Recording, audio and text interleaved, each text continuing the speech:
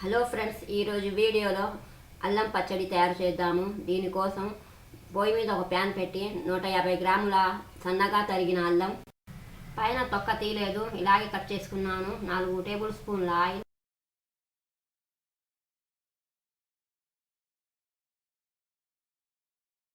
అల్లం వేసుకుందాము. అల్లంలో ఉన్న పచ్చివాసన పోయేదాకా ఫ్రై చేసుకోవాలి. అల్లం ఫ్రై అయిపోయింది, తీసేయండి. అదే నూనెలో 4 టేబుల్ స్పూన్ల 2 టేబుల్ స్పూన్ల సాయి మినపప్పు, 2 టేబుల్ స్పూన్ల పచ్చెనపప్పు, మొత్తం 4 టేబుల్ స్పూన్లు. ధనియాలు 2 టేబుల్ స్పూన్, జీలకర్ర 1 టేబుల్ స్పూన్, మెంతులు 1 టీ స్పూన్, మొత్తం ఫ్రై చేసుకోవాలి. వెల్లుల్లి 4 రెమ్మలు గోల్డ్ కలర్లో ఫ్రై చేసుకోవాలి.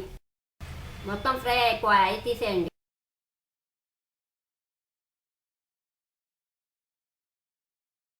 ఎండుమిరపకాయలు 60 గ్రాములు ఫ్రై చేసుకోవాలి.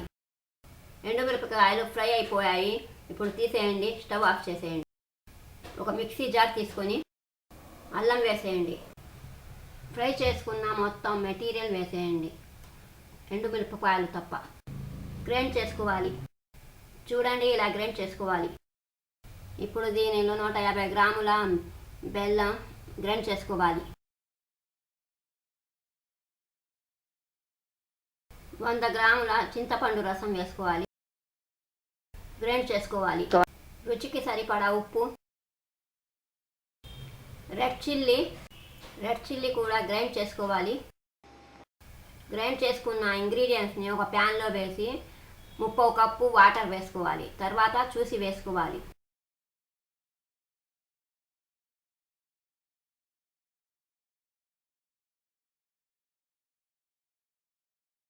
ఇప్పుడు ఇంకోసారి గ్రైండ్ చేసుకోవాలి.